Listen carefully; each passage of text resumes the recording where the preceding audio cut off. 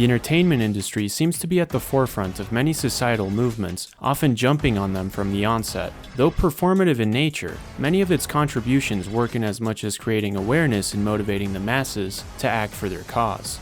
It's interesting then that when it comes to promoting mental health issues, the entertainment industry stays silent. Oshi no Ko is an anime that follows the struggles of those fortunate enough to have a chance at stardom and unfortunate enough to actually get it. Though at the forefront we follow Aquamarine Hoshino, a 16-year-old reincarnated from an obstetrician hell-bent on revenge, we also follow other characters' journeys to find success as public figures. Because of this, Oshi no Ko gives us an all-inclusive look at the dark inner machinations of the Japanese entertainment industry. Today we'll be exploring the dark side that many characters in the series have to navigate just to find themselves in a world of hurt. And then we'll look at the solution offered to us by Oshi no Ko. Hello Funkers, Tony Funk here, and in this short we'll look at Oshi no Ko's biggest lesson about navigating the mental anguish caused by fame. In this industry, we'll learn that being fake is good, and being yourself is more than a hindrance. It's dangerous. Let's begin our analysis by looking at Ai Hoshino's life and career to see how she used her fame in the idol industry as a crutch for her crippling, fearful avoidant attachment style. Ai grew up in the countryside, fatherless and with a mother who didn't raise her following an arrest for theft. This obviously caused her to suffer in terms of her emotional development, but just how exactly? As revealed in episode 9, Ai started off her career not caring about her own appearance, nor making any efforts to establish work relationships with her co-stars or crew members. Though we know she wasn't antisocial, she did exhibit traits of having a fearful, avoidant attachment style. Before I explain more details about how this attachment style manifests itself and fits Ai's characterization like a glove, I think it's interesting to note the causes of this pathology. According to Medical News Today, childhood trauma, including neglect from parental figures, is linked with fearful avoidance. And I quote, social or economic disadvantages that create an unstable and stressful environment, lack of stability or routine such as being left alone for extended periods of time, and having a caregiver that did not show affection are some of the leading causes for the development of fearful avoidance. As we can see, Ai did not have stability growing up, having been abandoned by her mother, as well as living in an impoverished and unstable environment. The way she displays fearful avoidance falls in line with the many symptoms of this attachment style as an adult. According to Simply Psychology, many of the traits people with fearful avoidance have include difficulty trusting others, wanting a close relationship but afraid of getting too close, being very focused on their career rather than on the people in their lives, and people-pleasing tendencies among others. As we know, Ai had a difficult time trusting others, and though we know it was partly because of her fame and knowledge of the dangers of the entertainment industry, we also know that she had the propensity to be distrustful since before her rise to stardom. She was skeptical of Ichigo Saito's assessment of her being a possible idol, citing multiple reasons as to why she wasn't idol material in an attempt to get out of the interview. We also know she had difficulty establishing close relationships, as she joined under the pretext that she could lie her way into her fans' hearts, citing that she was never capable of love, and that by emulating love, she could learn to love for real. We also know this because she was unable to tell her children she loved them up until her death. We can imply that her impeccable work ethic under Strawberry Productions was motivated by her inability to confront her own feelings, and needed work as a distraction. Finally, we know Ai had people-pleasing tendencies as her job relied on her being loved at the expense of hiding her own private life. But okay, Ai had a fearful avoidant attachment style that she hid from everyone. But what's the narrative significance of all of this? You see, when it came to Ai, she had a superpower that unwittingly allowed her to become one of the most iconic idols of her time with minimal collateral damage. That is, up until her murder. Ai being used as the catalyst for the story not only sets up an interesting revenge plot with Aqua, but it's also meant to be used as a foil for the rest of the characters, including Aqua, Ruby, Kana Arima, and Mem-Cho. Out of these characters, the one that seemed to embrace Ai's philosophy the most and incorporate them into their own is Aqua. But what exactly is this philosophy and why is it important? Before I break it down, we have to talk about the negative effects of fame. According to Jib Fowles' research, author of Starstruck, Celebrity Performers in the American Public, US celebrities on average live 14 years fewer than average Americans. He also learned that celebrities are 4 times more likely to take their own lives as well. When we look at these numbers, we realize that being a celebrity, irrespective of which segment of the entertainment industry they're in, is a health hazard. When we break down the reasons, we start to form a picture of why fame is so dangerous. For starters, we have to look at Dunbar's number. This number is a conjectured average for the cognitive limit humans have to establish social relationships. According to anthropologist Robin Dunbar, this limit rests around 150 people. His reasoning isn't just empirically based, but rather biologically based. He conjectured that our evolution as a social species allowed for us to form an increasing number of relationships as communities grew, maxing out at about 150 people due to the current size of our neocortex. Today's world sees people connecting on an unprecedented level via the internet and social media, thus greatly surpassing the 150-person cognitive threshold.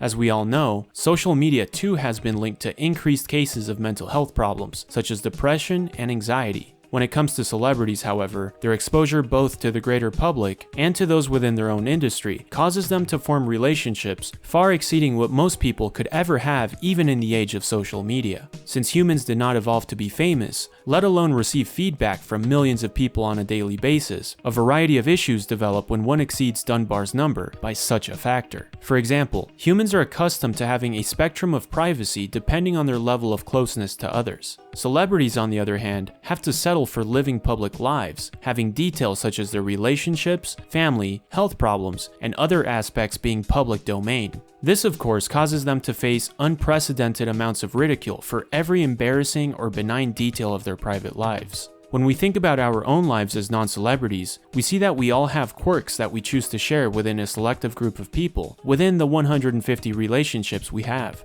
This allows us to be ourselves in differing levels of candidness, depending on the people we choose to exhibit our truest selves with. This keeps us from being bullied by only sharing certain aspects of our lives with those who will accept us. Celebrities don't have that luxury and risk being criticized for all aspects of their lives. Oshinoko's depiction of the Japanese public highlights this point to an extreme by depicting the judgmental nature of Japanese Twitter. This was put at the forefront with Akane Kurokawa and her performance in the dating show Love Now, where her shyness and inability to stand out caused fans of the show to discuss their ambivalence towards her. After overhearing her manager being berated for her lack of screen time, she decided to take a more active role in the series and attempted to become more competitive with her female co-stars. As we saw in episode 6, Akane's attempt to stand out backfired and caused her to scratch Yuki while being filmed. Though both characters reconcile immediately after the incident, the producers misrepresent the incident and air an edited version of Akane's accidental swipe that left her looking like an instigator.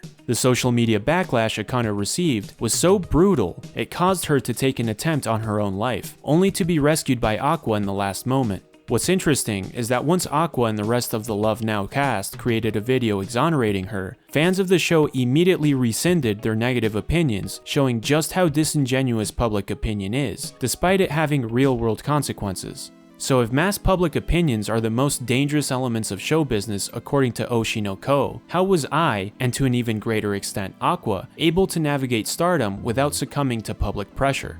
When it came to Ai, her greatest weapon against the fans was her own weakness in her personal life. Since Ai was somebody who embraced the facade of her persona as the center girl of B-Komachi, she was able to create a shell around her that did not represent her true self, nor her true feelings. Since celebrities are subjected to feedback that greatly exceeds their cognitive ability to process human interactions, they feel the weight of scrutiny about their personal selves on an unprecedented level. This causes them to create a front so as to protect themselves. According to P. David Marshall, professor of communication from Charles Sturt University, the celebrity must renegotiate his or her relationship to world in order to carve out a new operative awareness and set of strategies for living in the spotlight's penetrating glare. The celebrity copes with intense public scrutiny through their character splitting. He or she divides into two identities by contriving a celebrity entity, a new self-presentation in the public sphere.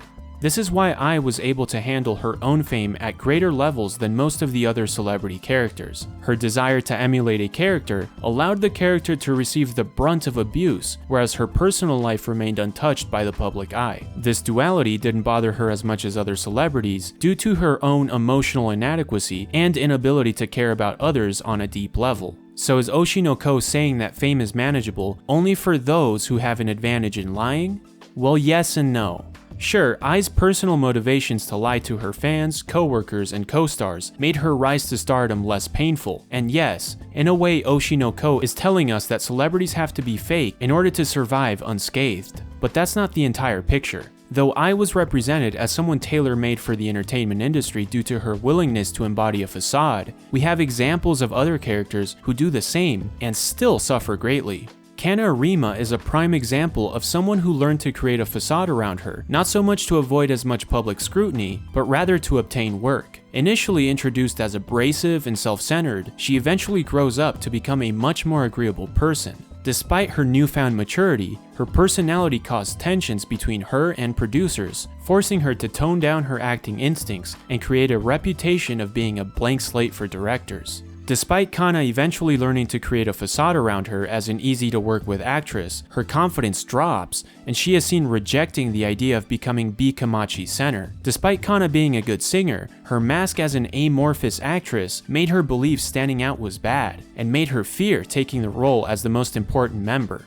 In Kana Arima's case then, lying reinforced her reality, and the pressure of obtaining work only exacerbated her beliefs about standing out. So no, lying, although necessary to protect oneself in show business, isn't Oshi no Ko's greatest lesson. At least, it's not all of it.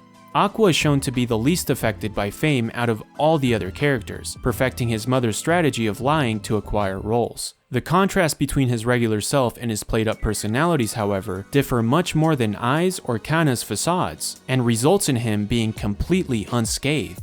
Aqua's secret to becoming an increasingly respected actor without succumbing to the pressure that ruined Kana's confidence is indifference of outcome.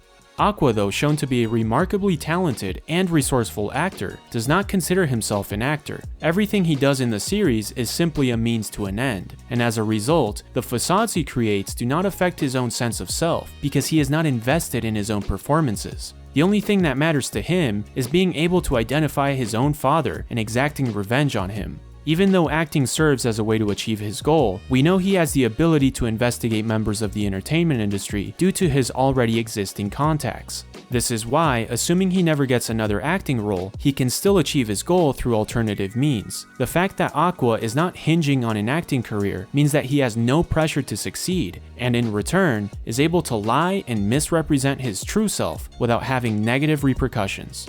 Aqua's depiction is meant to represent the actor or entertainer who sees their job as nothing more than a job. And similar to actors like Joaquin Phoenix and Adam Driver, he does not see his performances as anything more than a paycheck. And look, as cynical as this mentality may seem for an artistic endeavor, what's more cynical is the industry itself.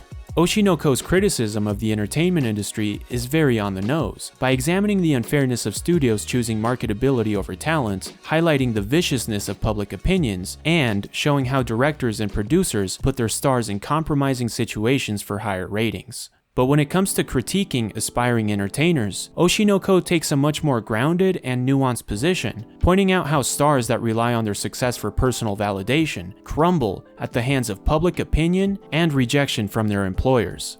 Ultimately, Oshi no Ko tells us that there's nothing wrong with being an actor, singer, idol, or entertainer, given that it is only treated as a job. But at the same time, Oshi no Ko does not shy away from depicting the harsh realities of the industry. Since the industry won't change in terms of how it addresses the mental health of its stars, nor will there ever be a way to shield them from public opinion, professionals in this industry must be aware of both the risks and mindsets to succeed with as little psychological damage as possible. This means that Oshi no Ko is ultimately a warning for those who want to become an entertainer, masqueraded by a supernatural revenge story. Its biggest lesson to viewers is that failure is always an option and a reality one must accept before signing a contract.